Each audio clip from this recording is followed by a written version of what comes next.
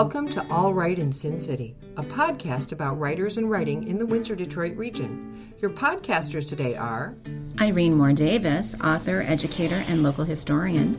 Sarah Jarvis, former bookseller, publishing rep, and literary festival chair. and me, Kim Conklin, Windsor-based writer and filmmaker.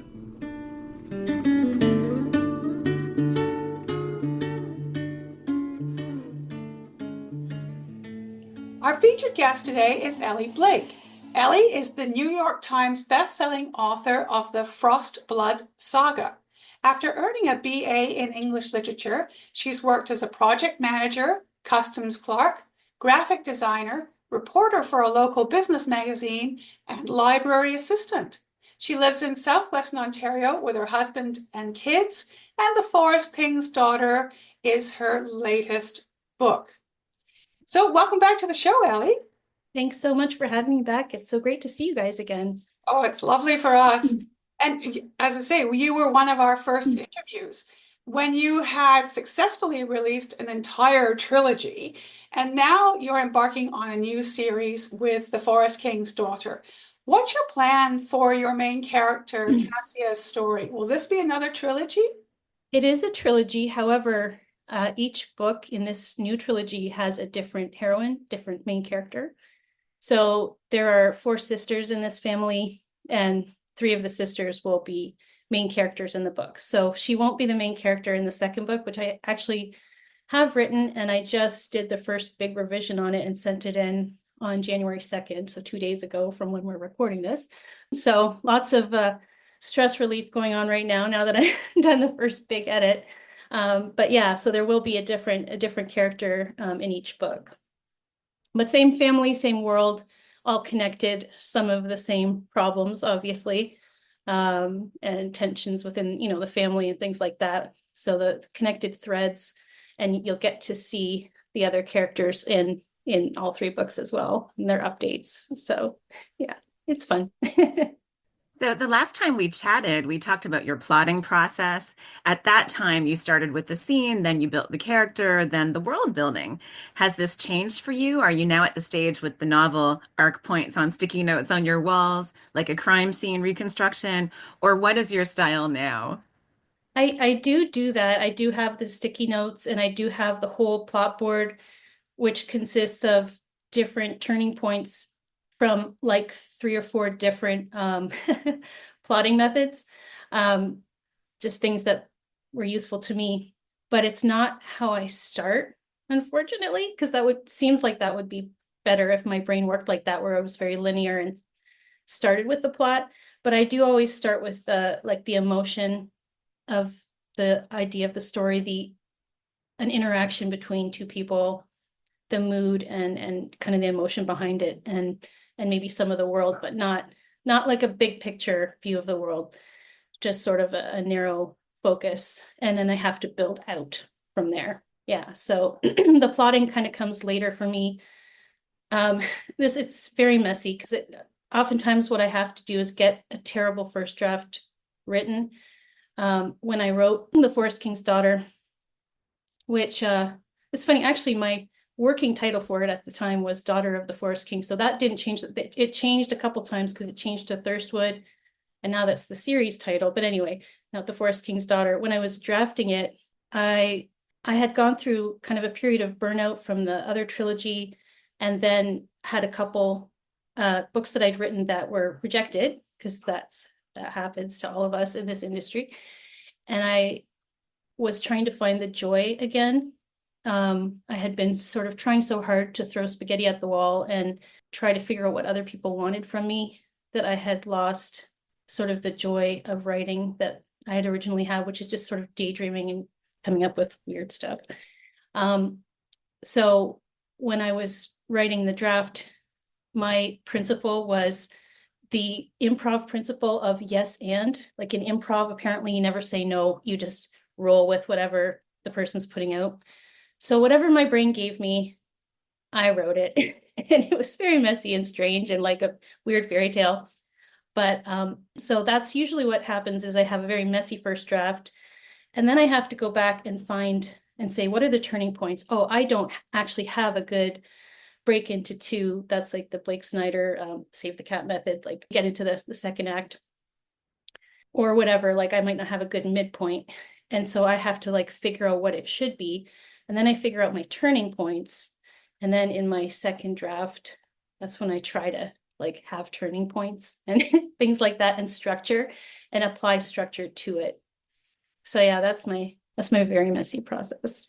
I think you'd be surprised at how many writers we talk to have a very similar process. So Oh, yeah, you're not alone. Oh, So have your writing times and sort of your schedule changed since you've had your sort of first success and then a break? What is the best time to do your writing, for example? It is different because when I started writing and when I wrote the first two books, I think it was, I was still working at the library, which is a job that I love very much, but I ultimately found I couldn't juggle and couldn't meet my deadlines because what I was doing, I couldn't mentally, I couldn't like go to work and then come home and write. I couldn't switch gears into writing after a day of work. So I was writing just on my days off and it eventually became not enough, right? So unfortunately, yeah, in 2017, I had to make that choice. But so I still am not a morning person, same as always before. I don't just like wake up and start writing. Some people, that's their best time. And they really like, some people will say it like almost like a rule, like you have to get up at 5 a.m., just start writing because that's the only time they have in the day before there are demands on them. I totally understand that, but just my brain just doesn't wake up that early. So my routine is like Wordle. I just do all the puzzles and have my coffee, sit with my dogs, and then eventually in later morning, that's when I can sort of go to my computer and see whether my brain is working yet or whether, I try and kind of have to think about things more and what I need to do for the day. But yeah, so it has changed, but like I think my brain is the same in that I still can't just hop up and do work in the morning. Yeah, I don't know how common the sort of morning, evening, where we all fall as writers, and I'm sure it's probably a big spectrum, but yeah, that's where I am. Later in the day, my brain really starts working. I vote for the night owl process. Thank you very much. So yeah. Good to hear. What about your relationship with the editing process? Has that changed from the first series to the second series? It's really just the fact that I've gotten used to it. Everything is a little bit better once you have experience. My first big edit letter that I have received, I remember, and I think that was, from my agent before it was published, just flattened me. Like I didn't know how much work was involved in editing a book. To me at the time, even getting like my first draft, well, it had already been revised a few times before that point, but more lightly revised, I suppose. Getting the first draft to me was like this miracle, right? Like, because you think finishing that draft when you haven't done that yet is the most massively demanding thing as a writer that you have ever done. And then you get edits and you realize like, then there's rewriting. And for me, because of my messy process, I tend to have to rewrite portions 2 or 3 times. And, I end up sort of rewriting the book like entirely in stages, or at least I did for the first trilogy. I think it's getting a little bit less. Like for this current book, I haven't had to do nearly as much of that. So maybe I'm learning something. But yeah, so I've just gotten more used to the process and I know what it is, but I always have the hardest time with the first big edit from my first edit letter, when there are really big changes and I have to reimagine a lot and problem solve and delete scenes and, move things around and kind of Frankenstein it and then write new stuff as well. Like that whole process is the most intimidating to me every single time. But at least I know that. And knowledge helps. You can see it coming and you're mentally prepared for it. Yeah, sure. And I have to not fight the fact that I'm gonna struggle. I have to accept that I'm gonna be sad and like feel lost and need to talk to my friends and complain and get some sympathy. That's awesome. How else do you get through it if you don't have writer friends who know your misery and can also pat you on the back? Yeah, that's great. Well, I have to say it's very successful because this book can be read at many levels, and we'll talk about some of those in a moment. But who do you feel is your audience for this series?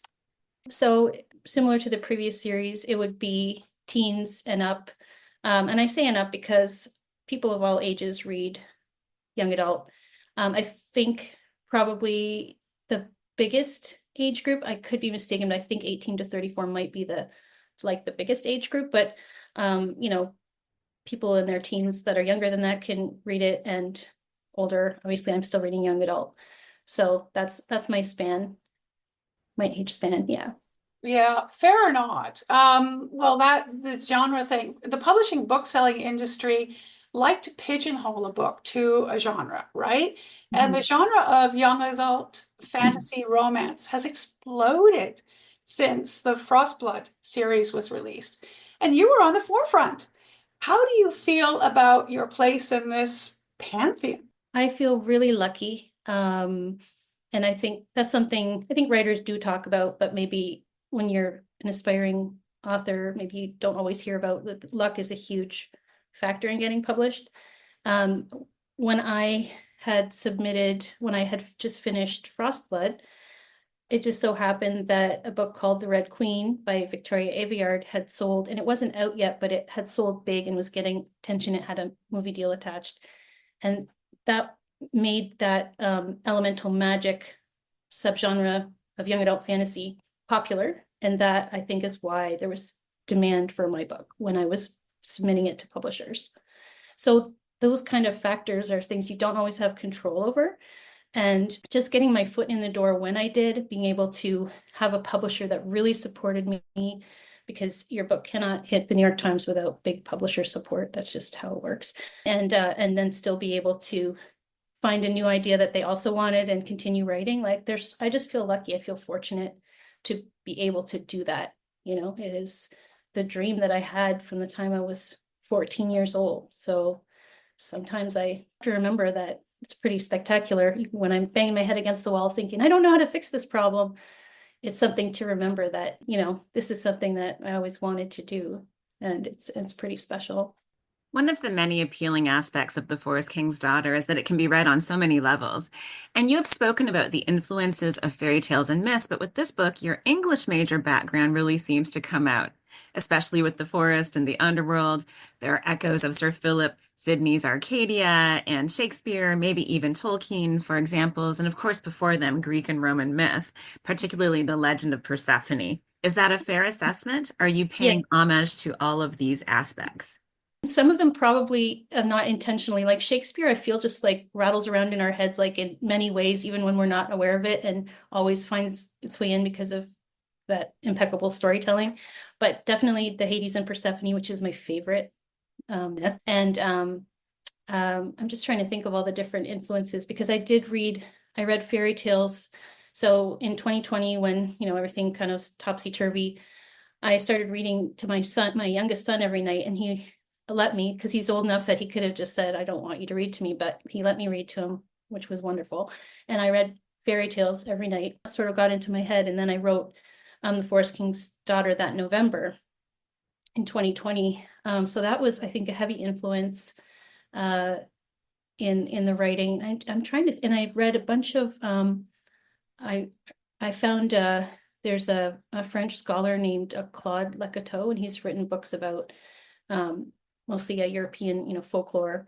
And I read a few of his books, so nonfiction, but they're quite, somehow he works some kind of a whimsical feel in his nonfiction. It's really, and some of them are more like compendiums, but I just found a lot of inspiration there. So there was different deliberate inspiration, but then there's always, I think, the stuff you kind of forget that and the English background that comes through because it's just in your subconscious and you just pull from it without knowing where you're pulling from. And yeah, there is a magical ring in the book that's very important. And of course, I love Lord of the Rings. My mom loved Lord of the Rings. I lost my parents, both of them in 2022. So if I talk about it too much, I'll get upset. But that was definitely also a nod to the book that she loved the most. Even though, of course, magic rings have been done. I was like, well, yes, but they're also in the fairy tales too. I was, just justifying to myself, like that theme runs throughout a lot of stories. So I figured I could also have one of those in my books. Okay, we want to avoid spoilers here about the book, but in this story, the characters undergo transformations, and we're talking physical transformations as well as just character development. How did those ideas come to you, and why was it important to include them here? Oh, first of all, I just want to say real quick, like, I really appreciate it. I could tell you guys all read the book, and that just makes me feel so good. Not many people have read it yet, so it's just nice. It comes out February 11th, so that's why I'm like, anticipating like, will people like it and all that. But yeah, the transformation, I can't quite remember what the original inspiration for that was, but part of it was just a little bit of recognizing that in our society, we're still learning to accept the fact that, people have to let you know their own identity, and it's not always the identity they were born with. And sometimes that it requires a transformation, and that's the authentic, person, when they've decided who they are and what their transformation is. It's a little bit different in the book because she's not in charge of the transformation. So that's maybe not exactly the message I'm going for, but on the other hand, there are things that happen to us that change us too. And I've been through, trauma, and then we do have to transform in order to deal with those things. We have to, dig deep down, as they say in the writing, the plot thing in the ending, when the character has to dig deep down to figure out who they are in order to win the day. Like, we have to do that in life, and that requires sometimes becoming more than what we were, and realizing that we have a strength that we didn't know that we had. So there were different things, obviously, in my head when I was writing that, or as I was revising it. And then I actually also found in the Save the Cat Writes a Novel by Jessica Brody. I listened to that on audiobook. It's great, by the way. Anyone who's a writer, I really recommend it. And she has things that they're sort of, they call them genres, but they're not really genres the way we think of them. They're sort of plot types. And one of them was, I'm trying to remember now what it's called. It'll come to me later probably, but it's about a character who's underestimated at the beginning, sort of thought they can't do anything, and they're too nice, or whatever. And their character arc involves a transformation in order to like accomplish their goal. But it's still their original nature that is what wins in the end. It's not that they had to change. It's just that they had to like fit in or disguise themselves like in a certain part of the book. I can't quite remember the exact parameters of it, but at the time I thought, oh, this really fits my book because my character is really underestimated. And she does have that transformation. And then, there's always like another aspect of it is like a jealous insider who sees their power but doesn't want them to see their own strength and things like that. So yeah, it just fit with my book when I was revising. So now I feel like I've probably lost the thread of the question there, but yeah. No, you haven't. And actually, we've been working on, because I had another question that you've responded to very well. But I want to maybe just take it because now I'm kind of curious, because there's a really interesting dynamic with the strong women characters of the sisters. Can you give us a little hint about which sister is coming up next, and kind of talk about the emotional lives of these sisters a little bit? Because that's Sure. really well portrayed. Even though we don't see the other sisters very often with the story of Cassia, we do like get an idea that there's a lot going on there. Oh, thank you. I really appreciate that because I don't have sisters myself. I have two brothers who I love very much, but I always wanted sisters, that first thought that would be cool or whatever. So I am not exactly writing from experience in that aspect. But I did definitely draw from my own sibling experiences. And one of the things that I wanted to do with the sisters, this is a little bit drawn from Star Trek. So I love Star Trek and like have since the 90s. And one of the things, I guess, that they decided on the Next Generation, and that might be on other shows too, but I know it's true for Next Generation, is that the conflict wouldn't generally be like, the center of the conflict wouldn't be between the crew members. It would be like with other things, and the crew members would be supporting each other. I know there's probably exceptions to that, but they generally did not have conflict so much between the crew members. It was conflict from externally, and they were working well together. And I just wanted the sisters to be like that. There is some conflict between them, but it's not by any means the main conflict. They're not villains for each other. They do support each other. And I was also, there's a big thing was I was writing in 2020 when we all know we were all like, I was looking for something happy, even though of course there's conflict and there's bad stuff that happens. I needed like a core of happiness in the book when I was writing it. And that to me was the sisters. And there were a lot more sisters when I first wrote it. It was a big family. It was ridiculous actually, but I was just, like I said, I was I was just writing, and I was thinking of like maybe a really long series. And so I had to cut that down in editing, which was, a good choice, and had to sort of incorporate some of the different aspects of the other sisters into the ones that remain, that probably made each one a little bit richer. So Cassia, if you've read it, you know that her personality is more on the gentle side. Like she's supposed to be this sort of weapon in this war, but she can't carry out what's expected of her because she just doesn't like violence. Like she really just doesn't, she has a hard time hurting other people. And even she has to sort of realize that throughout the book. But the second book is the main character is her sister Thea, who has no problem with that. And she's really like a badass, on the battlefield, and has a reputation for that. And her arc is different. What she has to learn is more, maybe some diplomacy and thinking things out rather than just dealing with things, with her sword. So they are very different. One of the things that I had to do in this recent edit was to even bring that out more and make them even more different. So, so for the third book, I don't have that one completely planned yet. But my plan, and this could change, was to have Rosie, which is the youngest sister, be the main character. So there has to be a gap of time. So there's a little bit of some trickiness there that I have to work out, because there'd be a bigger gap than usual between the second and third book. But it would be great if there were 4 books, and then I could just have a book for each one of them. Doesn't that seem like the easiest thing to do? I'm half joking, but yeah, that would be great.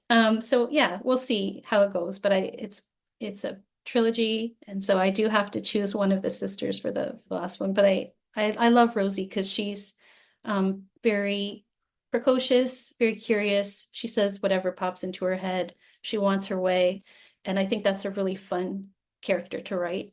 So a little bit of a free spirit. So that's what I plan for the third book. I don't even know what happens when a trilogy turns into 4. Is that a quadrilogy? I'm not even sure. I don't know. It's like a good idea right now. No. Yeah, So- I'm not sure. We're going to invent the word or look it up. Right. I like it.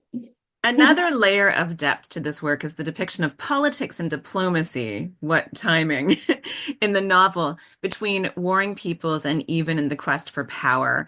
How much did current events seep into your work? I'm sure it did. Especially in the second book that I'm writing now, there's a narcissist king that has to be like in another realm, but worlds collide, and that's the main villain. So yes, I think it definitely seeps in. For the first book, because I wrote it a few years ago, it's a little harder to remember exactly what influenced all the details. But I think that whole dynamic is something that I feel like we're always dealing with in some way. The kind of ruler that, the might makes right kind of thinking, the authoritarian way of ruling, and the idea that there is another way that is better for people and doesn't call it weakness when people, care about each other, and just those sort of basic things that we sort of all know and struggle with every day as people who read and who have empathy. Those are general things. So yeah, it's not a specific one thing that I can think of, but just obviously those influences got in there as I was writing. Well, the nice thing about writing a book is you get to decide who wins and who loses in the election. So Yes. there you go. Yes. Oh my goodness. Yeah, So, feeling. so would you like to read something from The Forest King's Daughter for our listeners? Sure. I'm just going to read from the prologue. And so in the prologue, it's years before chapter 1. So the secondary character actually, but one of the main characters, it's in his point of view, and this is what kind of sets up the conflict. So I have chapter headings in each chapter, mostly from these. So there's the Sylvans and the Dracu, and they are land folk. They're forest, one deal. The Sylvans live in the forest and the Dracu live underground, but they still live in the same area, and they have all these conflicts, but they do have a lot in common. But there's a philosopher and a poet who have written a lot about the other, and say a lot of things that maybe aren't true, but I just thought were fun to have, because it shows the bias that they have against each other when I have these little chapter headings. So the opening is, Sylvans are our natural enemies. That is the purest truth known to Dracu kind. And that's Gaxix, Dracu philosopher. Zaru closed his burning eyes, reeling as always from that first shock of brightness as he pushed his face above ground. He raked his hands through his hair and wiped dirt from the twisted horns that grew from his head as he marveled at the cold white light of the moon, so different from the flickering torchlight of the cryptlands. Even after a year of these forbidden trips into Thirstwood, he still shivered as he looked at that glowing disk. It might be the closest he'd ever get to seeing the sun. Patting his pocket, he made his way along the winding paths toward the meeting place. If Cassia was late, he would pull her hair and make her cry. No, even as he had the thought, he knew he wouldn't. Though Cassia was a Sylvan, she was his friend. He looked forward to these meetings above all things. As he reached the massive yew tree, a girl's voice called in sing-song, "Dracu, Dracu!" His scalp prickled as a thrill surged through him. But he sat himself against a trunk to wait. Not the trunk of a blood tree, which would trap an unwary traveler with its branches and drink them dry. More appeared every year, turning the canopy crimson with their red leaves. Cassia's footsteps grew louder, frustration crackling in each step. "I know you're here." Zaru muffled a laugh. She burst into view like a sprite, her dark golden hair tangled about her shoulders, the freckles on her nose visible in the glow of the moon. On the night they'd first met, he'd reached out to touch them, and she'd slapped his hand. That was when he knew he liked her, despite the fact that her pointed ears and softer features had proclaimed her as his enemy. Cassia's eyes narrowed on him. Sylvans had poor night vision, which meant he could see her expression, but she couldn't see his. "Why do you always hide?" she demanded. "Because you always find me." I think that's a good place to stop. That's awesome. And it's a great teaser. So thank you, Elly, for joining us. Elly Blake's latest book is coming out in February 2025, The Forest King's Daughter, published by Hachette Canada. Thanks again, Elly. Thank you so much. Thanks for having me. Thanks for joining us. Look for more episodes of All Right in Sin City wherever you listen to podcasts, or check out our website, allrightinsincity.com. For information and announcements of new podcasts, sign up to our email list or follow us on Facebook and Twitter.